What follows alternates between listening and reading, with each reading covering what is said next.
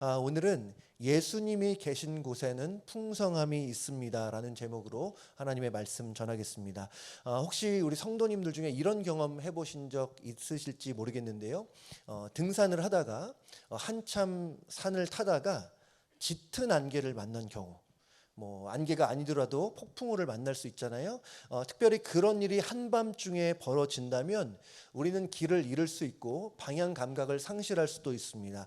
그런 일이 우리에게 실제로 일어났다라고 가정하면 어떨까요? 긴장이 되겠죠. 몸이 경직되기도 하고 어떻게 해서든 그 산을 빠져나오기에 열심히 걸어갈 겁니다. 근데 문제는 계속해서 걸어는 가는데 몇 시간이고 걸어는 가는데 나중에 보니까 제자리인 경우. 사진 한번 보여주세요. 아주 재밌게 표현을 했는데요. 계속 걷는데 아차 하고 있는 모습이에요. 왜 그렇습니까? 한참을 걸었는데 바로 눈앞에 자기 발자국이 있는 거예요. 아까 왔던 그 길을 지금 또 가고 있는 것입니다. 제자리 걸음이에요. 여러분, 이것을 등산 용어로 링만데룽이라고 부릅니다. 이 독일어 단어인데요. 우리말로 하면 제자리 걸음이라고 볼 수도 있고 또 반복되는 실패 정도로 이해하실 수도 있습니다. 열심히 노력을 하는데 아무 소득이 없고 여전히 제자리 걸음인 상태. 여러분도 그런 상태를 경험해 보신 적 있으십니까? 끊임없이 움직여요. 열심히 일해요. 계속해서 노력은 하는데 뭔가 소득은 없고 계속해서 제자리 걸음인 상황. 산이 아니더라도 우리가 이런 종류의 경험을 얼마든지 할 수 있습니다. 그럴 때 보통 사람들은 허탈감을 느끼죠. 뭔가를 열심히 하는데 여전히 제자리예요. 사실 이 링반대룽이라는 단어의 어원은 허무라든지 허탈함, 허망이라는 뜻을 갖고 있습니다. 그러니까 뭔가 허무하고 마음이 답답하고 희망이 보이지 않는 상태를 링반대룽이라고 말할 수 있어요. 좀 이따 자세히 보겠지만 우리가 어부였던 이 베드로가 지금 이런 상태에 놓여 있습니다. 5절 상반절에 보면 그가 이렇게 말해요. 시몬이 대답하여 이르되 선생님, 우리들이 밤이 새도록 수고하였으되 잡은 것이 없지만은. 밤이 새도록 그물을 내렸는데 물고기 한 마리 잡지 못했던 겁니다. 저는 이 베드로의 말이 베드로의 당시의 상태를 정확하게 보여준다고 생각합니다. 본인이 의도를 했던 의도를 하지 않았던 베드로는 말 그대로 열심히 노력은 했는데 아무런 소득이 없는 그런 상태예요. 여러분, 오늘 말씀은 예수님께서 어부였던 베드로를 제자로 세우시는 장면입니다. 예수님이 그런 말씀을 하시죠. 여러분 잘 아시는 말씀인데요. 내가 너로 사람을 낚는 어부가 되게 하리라. 베드로가 제자로 세워져 가는 모습인데 여러분 이 부분은 다음 주일에 보도록 하고요. 오늘은 조금 다른 시각으로 오늘 본문을 보려고 합니다. 사실 어떤 학자들은 오늘 본문에서 예수님과 베드로가 처음 만났다라고 말하지만 사실 그렇진 않아요. 오늘 예수님이 베드로를 만난 것은 적어도 3번째입니다. 우리가 지지난주에 말씀을 들었는데요. 첫 번째 만남은 베드로가 이 형제 안드레의 주선을 받아서 예수님을 만났어요. 그리고 예수님께서 베드로를 처음 만나 주셨을 때 뭐라고 하십니까? 내가 요한의 아들 시몬이니 장차 게바라리라. 장차 너를 베드로라고 부르리라. 이렇게 그에게 새로운 이름을 주셨어요. 이렇게 첫 만남에서 새로운 이름을 주셨고 그래서 베드로 입장에서는 아마 굉장히 인상 깊은 만남이었을 것이다. 또한 오늘 본문이 누가복음 5장인데요. 4장 말씀을 보면 예수님께서 이 베드로 장모의 열병을 고쳐주시는 장면도 나와요. 그런데 이러한 만남들 이후에도 베드로 자신에게는 큰 변화가 없었던 것으로 보입니다. 이런 만남들 이후에도 베드로는 여전히 집으로 돌아갔고 어부의 일을 하고 있어요. 그게 어느 정도인지 구체적으로 알 수는 없지만 분명한 것은 베드로가 예수님을 만난 이후에도 여전히 옛적 삶을 살고 있었다는 것입니다. 그래서 원래 하던 어부의 일을 지금 계속하고 있는데 여러분 이 배경을 생각하시면서 오늘 1절과 2절 말씀 우리 같이 읽겠습니다. 시작. 무리가 몰려와서 하나님의 말씀을 들을새 예수는 게네사렛 호숫가에 서서 호숫가에 배 두 척이 있는 것을 보시니 어부들은 배에서 나와서 그물을 씻는지라. 너무나 평범한 문장처럼 보이지만 잘 보면 특이점이 있습니다. 이 말씀을 보시면 두 그룹이 나와요. 무리들이 있고 또 일단의 어부들이 있어요. 잘 보시면 이 무리들과 어부들의 행동이 대조적으로 묘사되고 있습니다. 제가 다시 읽어볼게요. 무리가 몰려와서 하나님의 말씀을 들을세. 지금 무리들은 하나님의 말씀을 듣고자 예수님 곁에 몰렸어요. 그런데 2절 하반절에 보면 어부들은 배에서 나와서 그물을 씻는지라. 여러분 너무나 비교되지 않습니까? 지금 무리들은 예수님을 통해서 하나님의 말씀을 듣고자 했어요. 그래서 예수님 곁으로 몰렸습니다. 여러분 근데 이거 자체도 어떻게 이런 일이 벌어졌나? 누가복음 지금 5장 말씀을 보시는데 4장을 보면 단서가 나와요. 무리들이 예수님께서 무리들에게 보여주신 몇 가지의 장면이 있는데 예수님께서 귀신을 내쫓기도 하셨고 또 수많은 병자들을 고쳐주시기도 하셨어요. 그러니까 무리들 입장에서는 예수님의 이러한 기적을 보고 예수님께 다가가서 예수님의 말씀을 듣고자 했던 거예요. 그래서 자연스럽게 예수님 주위에 사람들이 몰렸습니다. 그러니까 우리식으로 하면 지금 말씀 집회가 벌어지고 있어요. 그런데 이런 무리들 말고 어부들은 어땠습니까? 이들이 멀리 떨어져 있는 게 아니었거든요. 근거리에 있는데 예수님께 전혀 관심이 없어요. 말씀 집회를 하건 말건 그냥 하던 일 그대로 하고 있어요. 그냥 그물을 정리하고 있습니다. 그러니까 이 무리의 사람들은 예수님께 나와서 말씀을 듣고 있지만 다른 한 무리의 사람들, 이 어부들은 예수님께 전혀 관심이 없습니다. 그냥 It's not on my business 하면서 자기들이 할 것만 여전히 하고 있어요. 여러분 이 두 그룹을 비교를 하자면 우리는 어디에 있어야 할 것인가? 여러분 너무 당연하죠? 여러분 우리는 무리들처럼 말씀이 있는 자리에 있어야 할 줄로 믿습니다. 우리는 예수님의 말씀이 있고 하늘의 음성이 있는 자리를 사모해야 돼요. 여러분 그곳이 어디입니까? 교회잖아요. 교회. 때로는 교회가 별거 아닌 것처럼 여겨질 수 있지만 여러분 그렇지 않아요. 왜냐? 무엇보다 교회는 하나님의 말씀이 있기 때문입니다. 제가 이 강단에서 만약에 저의 경험만 얘기하고 세상 얘기만 하고 또 제 지식만 늘어놓는다고 한다면 여러분 그것은 너무나 잘못된 일이에요.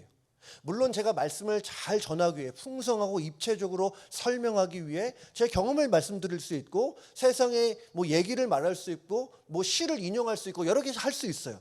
하지만 그것은 어디까지나 하나님의 말씀을 보조하는 수단으로서 그렇게 하는 것이다. 중요한 것은 하나님의 말씀이라는 거예요. 여러분 저는 앞으로도 우리 강단에서 성경에 기록된 하나님의 말씀이 순전한 복음만이 폭포수같이 쏟아지는 은혜가 있기를 바랍니다. 저나 우리 교육자들이나 말씀을 전하는 모든 이들이 우리 주님이 만약에 이 앞자리에서 계시다면 고개를 끄덕일 수 있을 정도로 말씀을 전할 수 있으면 좋겠고, 말씀을 전하는 저는 부족하지만 마치 이 자리에 지금 예수님이 서 계셔서 여러분에게 하늘의 음성을 들려주는 것처럼 그렇게 사모함으로 말씀을 들으시기를 바랍니다. 여러분 우리가 섬기는 하나님은 말씀하시는 하나님이에요. 말씀하시는 하나님. 2000년 전에만 우리에게 말씀을 주셨던 하나님이 아니라 지금 이 자리에서도 말씀하시는 하나님이에요. 그 하나님께서 내게 어떠한 말씀을 주시기 원하시나? 내가 오늘 그분으로부터 들어야 할 하나님의 음성은 무엇인가? 간절히 사모하는 마음으로 들으시기를 주님의 이름으로 축복합니다. 여러분 그리고 말씀이 있는 곳에 하나님의 은혜가 있는 거예요. 말씀이 있는 곳에 넘치는 생명력이 있고 말씀이 있는 곳에 회복과 치유의 역사가 일어나요. 여러분 말씀이 능력인 줄로 믿습니다. 복음은 모든 믿는 자에게 구원을 주시는 하나님의 능력이라고 있어요. 말씀이 있는 곳에 하나님께서 주시는 풍성한 은혜가 있는 줄로 믿습니다. 오늘 1절 말씀처럼 많은 사람들이 계속 몰려와서 하나님의 말씀이 들려지는 현장이 바로 우리 에브리데이 교회 되기를 주님의 이름으로 축복합니다. 그런데 오늘 이 베드로를 비롯해서 이 어부들은 왜 예수님 곁으로 가지 않았을까요? 한쪽에서는 말씀 집회가 한창인데 이 어부들은 왜 관심이 없었을까? 왜 자기 일에만 그렇게 몰두하고 있었을까? 저는 그 이유를 이 그물에서 찾고 싶습니다. 이 어부들은 지금 배에서 나와서 그물을 씻고 있었어요. 누가복음에서는 이 그물이라는 단어가 몇 번 나오나 제가 이번에 찾아보니까 4번이 나옵니다. 근데 4번 모두 오늘 본문에 기록되어 있어요. 그럼 여기서 이 그물이라는 것은 무엇을 가리키는 것인가? 간단하게 말하면 이 그물은 어부들의 생계 수단입니다. 여러분 당시에는 뭐 투잡, 쓰리잡 있는 게 아니잖아요. 그러니까 너무나 당연하게도 고기를 잡는 것이 생계의 유일한 수단이에요. 고기를 잡아야 먹고 살 수 있고 고기를 잡아야 이 가족들을 부양할 수 있어요. 그리고 그 일을 위해서는 그물이 있어야 됩니다. 그런 면에서 그물이 필수예요. 그물은 이들에게 있어서 생명줄과 같습니다. 세상의 시각으로 볼 때는 그래요. 여러분 이 부분에 대해서 제가 다음 주에 다시 한번 말씀을 드리겠지만 어쨌든 문제는 뭐였냐면 밤을 새서 고기를 잡으려고 했는데 아무 소득이 없었다는 거예요. 상상을 해보세요. 이 당시에는 뭐 전등 같은 건 없잖아요. 전기도 없고 캄캄한 정말 칠흑까지 캄캄한 밤에 달빛 정도만 의지하고 잘 보이지도 않는데 그물을 계속 내려요. 계속해서 수도 없이 그물을 내렸는데 그물을 끌어와도 고기 한 마리 보이지 않습니다. 얼마나 허탈했을까. 여러분 지금 이게 취미생활이 아니잖아요. 이게 잘 돼야 먹고 사는 것인데 밤을 새서 노력해도 아무런 소득이 없어요. 여전히 제자리에 좀 전에 말씀드렸지만 링반대룽의 상태입니다. 근데 여러분 이게 굉장히 아이러니한 게요. 지금 이 어부들이 어디에서 그물을 던졌습니까? 오늘 1절 말씀을 보면 게네사렛 호수라고 말해요. 게네사렛 호수. 이 게네사렛 호수는 갈릴리 호수와 똑같습니다. 근데 누가복음에서는 특별히 게네사렛 호수라고 말하는데 이 게네사렛이 뜻이 무엇이냐? 너무 아이러니하게도 풍요의 정원이라는 뜻이에요. Garden of Riches. 그러니까 풍요의 정원인데 그래서 원래는 게네사렛 호수에서는 풍요의 정원처럼 물고기가 풍부한 곳이에요. 그런데 그런 곳에서 밤을 새서 고기를 잡으려고 했는데 한 마리도 잡지 못했다는 것. 어부들의 눈에 들어온 것은 빈 그물이 전부였습니다. 그런데 오늘 예수님께서 그런 어부들을 주목하세요. 그리고 의도적으로 그들 곁으로 가십니다.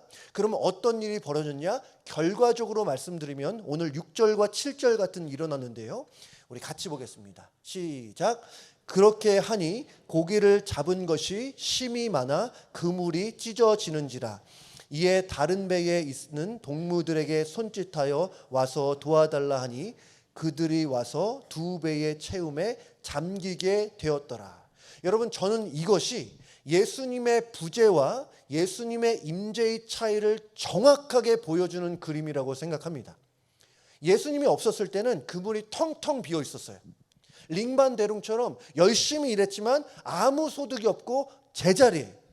그런데 그런 자리에 예수님이 들어오시니까 상황이 완전히 역전돼 버려요. 그 그물에 물고기가 얼마나 많이 잡혔는지 그물이 찢어졌다 그랬어요. 그리고 한 배로는 모자라서 한 대가 더 왔는데 뭐라고 해요? 배가 가라앉기 시작했다고 표현하고 있습니다.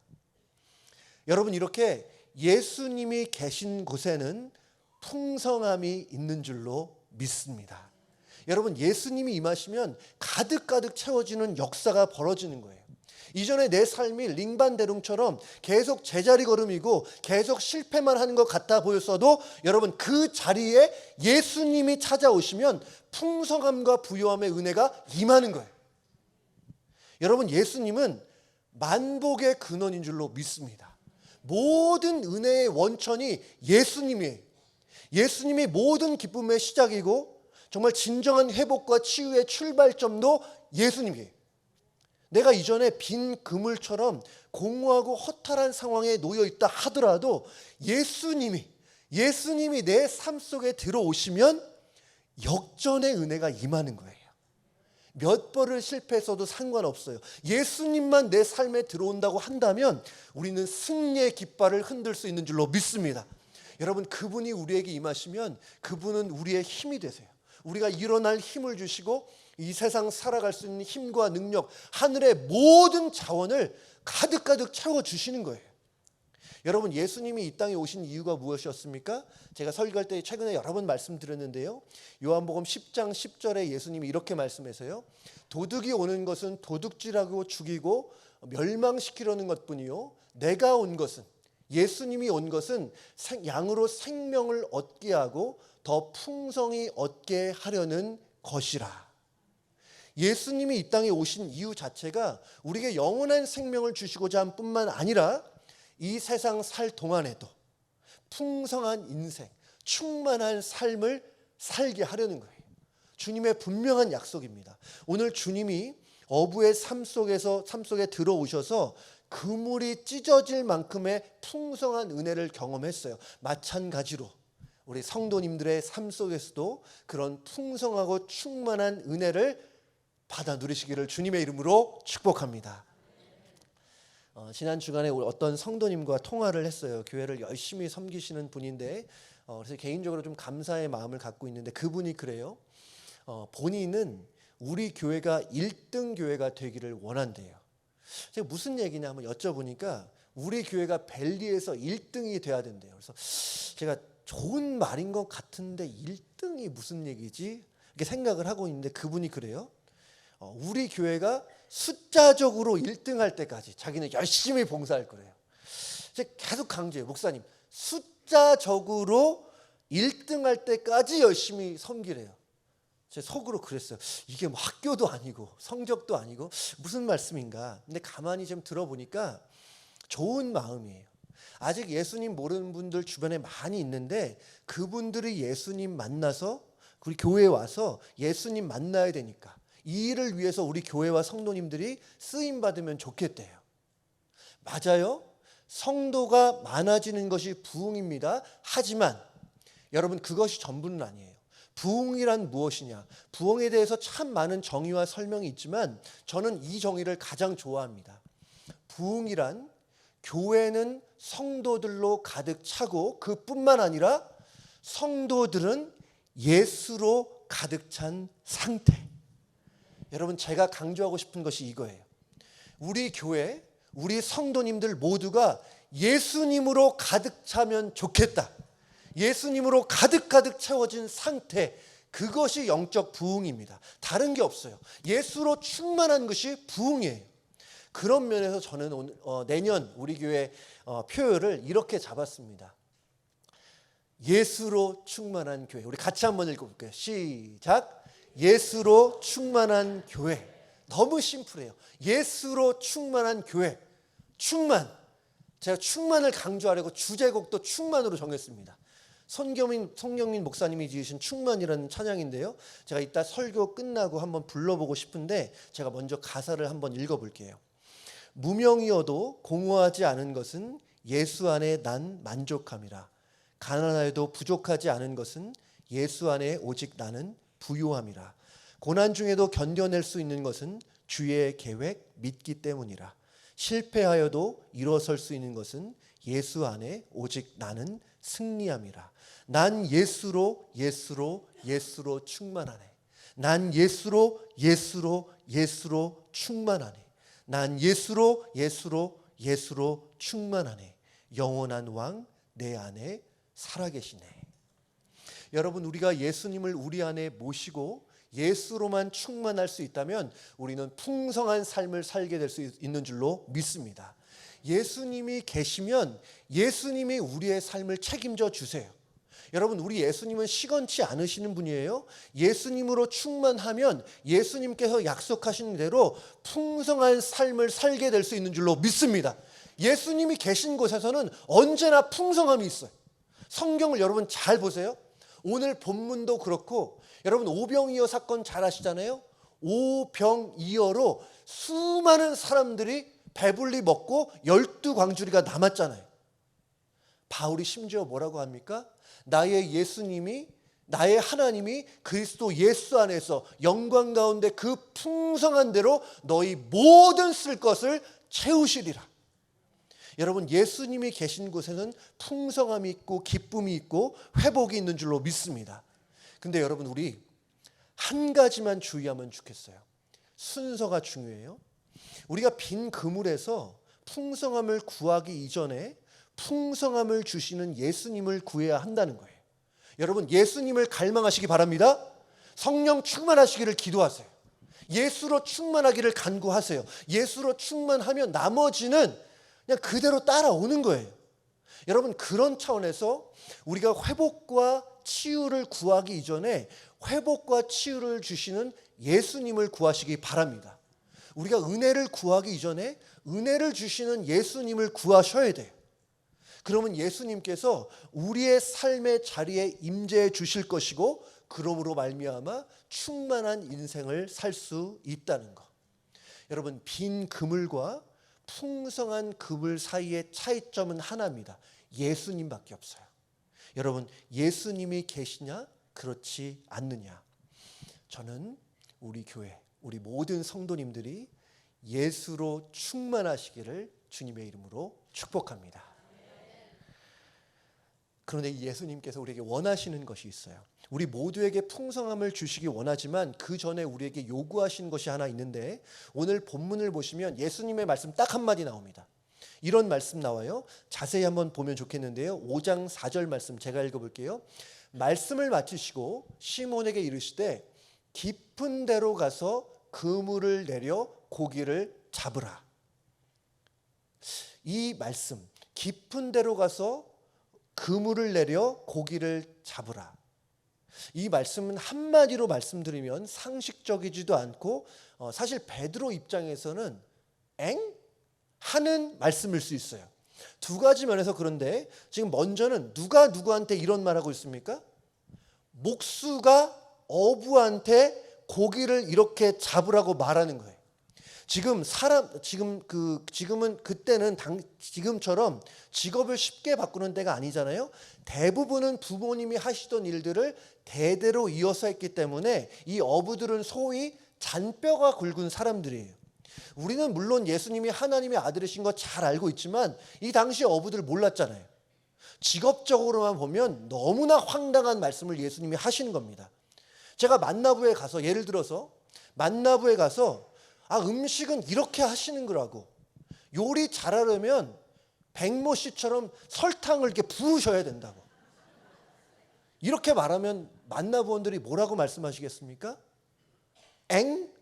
이렇게 말씀하겠죠. 우리 지휘자님 너무 지휘 잘하시는데 제가 지휘자님을 불러요. 집사님, 지휘는 그렇게 하는 것이 아니라 요렇게 하는 것입니다. 말이 됩니까? 근데 그리고 또 보시면 여러분, 이 명령 자체도 굉장히 이상해요. 깊은 데로 가서 그물을 내리라고 말합니다. 제가 지난 그 여름에 준 레이크에 가서 보트를 빌려서 낚시를 했습니다. 제가 낚시를 잘 모르지만 혹시나 눈먼 고기가 있을까 하여서, 없더라고요. 눈먼 고기는. 우리 아이들한테 좀 보여주고 싶어요. 아빠가 이렇게 낚시한다. 내년에는 좀 기회가 될지 모르겠어요. 근데 제가 배를 타기 전에 거기에서 이 피싱 맵을 주더라고요. 그러니까 낚시 지도를 주면서 어디 지점에 가면 고기가 많을 거라고 그렇게 알려주는 거예요. 그런데 예수님이 말씀하신 이 깊은 데는 고기가 많은 곳이 아닙니다. 제가 알아보니까요, 보통 이 게네사렛 호수에서는 얕은 쪽에 물고기가 많대요. 어떤 책을 보니까 얕은 물가의 그 산소 공급이 원활하기 때문에 그곳에 고기가 많다는 거예요. 그러니까 지금 보세요, 어부도 아닌 사람이 어부들한테 엥 할 만한 너무나 이상한 말씀을 주시는 거예요. 근데 여기가 하이라이트입니다, 여러분. 베드로가 이렇게 대답해요. 5장 5절 말씀 같이 볼게요. 시작. 시몬이 대답하여 이르되 선생님, 우리들이 밤이 새도록 수고하였을 때 잡은 것이 없지만은 말씀에 의지하여 내가 그물을 내리리다 하고, 베드로는 지금 자기가 가진 상식, 자기가 가진 경험 다 내려놓고 말씀에 의지하여 그물을 내렸습니다. 여러분, 신앙의 핵심이 바로 이거예요. 납득이 안 돼도 말씀하시면 순종하는 것이 신앙생활입니다. 이 순종이 얼마나 중요한지 몰라요? 우리가 말씀 많이 읽는 거 중요합니다. 그래서 성경 많이 읽으시라고 이렇게 에브리데이 서데이 성경 읽기표 이거 무료로 발표하잖아요.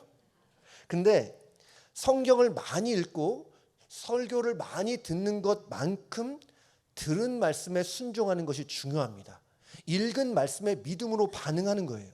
우리가 아무리 좋은 설교를 많이 듣는다 하여도, 우리가 말씀을 많이 암송하고 묵상한다 하여도 순종하지 않으면 큰 의미는 없어요. 물론 뭐 아무 의미 없다 이렇게 말할 수는 없겠지만, 하나님께서 우리에게 말씀을 주신 이유는 말씀을 듣고 보고 머리에 지식을 쌓으라는 것이 아니라 들은 말씀에 순종하라는 거예요. 말씀이 내가 가진 경험이라든지 상식과 다르다 하여도 말씀하신 분이 예수님이기 때문에 따라야 되는가? 내가 순종하더라도 말씀이 납득이 다 잘 안 되더라도 말씀이 잘 순종돼서 우리가 순종하는 납득돼서 순종하는 것이 아니라, 납득이 다 안 돼도 말씀하시는 분을 신뢰하기 때문에 우리가 말씀을 지키는 것입니다. 여러분, 그래서 저는 우리 성도님들이 ET 크리스천이 되지 않으시기를 바라요. ET 크리스천, 이게 무슨 소리냐 하실 수 있는데, 여러분 ET를 한번 생각해 보세요. 머리가 굉장히 크고 팔과 다리가 굉장히 가늘잖아요. 머리에 말씀 지식을 많이 쌓아서 머리는 커졌는데 손과 발이 움직이지 않아서 실천이 없는 크리스천을 ET 크리스천이라고 불러요. 누가? 제가 그렇게 부르기로 했어요. 저는 우리 교회에 ET가 없으시기 바랍니다. ET 크리스천은 안 계셔야 된다는 거. 여러분, 성경의 법칙은 너무나 명확해요. 베드로가 말씀에 의지하여 순종했더니 만선의 축복을 받았습니다. 여러분, 우리가 어쩌면 우리 자신을 한번 생각해 보세요. 저도 그렇고 너무 많은 것을 계산할 때가 많은 것은 아닌지, 말씀을 듣는데 말씀을 묵상하는데 이것저것 다 따져가면서 순종할지 그렇지 않을지, 요 정도까지만 순종할지, 여러분 이런 거를 우리가 스스로 결정할 때가 있지 않습니까? 여러분, 도전 드립니다. 말씀하셨으면 말씀에 순종하시기를 바라요. 정말 주님 바라보면서 주님 말씀에 한번 순종해 보세요. 그러면 놀라운 축복을 경험하게 될 줄로 믿습니다. 이거 제가 드리는 약속이 아닙니다. 우리 주님이 하신 약속이에요. 이 앤드류 머레이라는 분이 이 순종이라는 책에서 이런 말을 했습니다. 순종을 인하여 하나님이 부어주시는 상급이 얼마나 큰 것인가를 우리는 과연 어느 때나 알게 될 것인가. 여러분, 말씀에 한번 순종해 보시기 바랍니다. 하늘로부터 부어지는 풍성한 은혜를 여러분 그러면 직접 경험하게 될 것이에요. 예수님 없는 인생은 텅 빈 그물과 같습니다. 밤새 수고했지만 아무 소득이 없었어요. 링반대롱처럼 제자른 걸음밖에 안 되고 허망함과 허탈함만 남았어요. 하지만 여러분, 예수님이 말씀하셨습니다. 내가 온 것은 양으로 생명을 얻게 하고 더 풍성히 얻게 하려 함이라. 그분을 내 삶 속에 모시면 놀라운 일이 벌어집니다. 예수님이 계신 곳, 예수로 충만한 곳은 어디든지 하늘의 풍성함이 임하게 돼 있어요. 여러분 또한 하나님의 말씀에 순종하시기 바랍니다. 주님 말씀하시면 나아가고 주님 뜻이 아니면 멈춰서는 그런 신앙의 각오를 한번 가져보시기 바라요. 저는 우리 교회 모든 성도님들이 순종을 통해서 오늘 베드로가 경험했던 풍성함의 은혜를 우리 모두가 다 받아 누리시기를 주님의 이름으로 축복합니다. 다시 한 번만 말씀드릴게요. 예수님이 계신 곳에는 풍성함이 있습니다.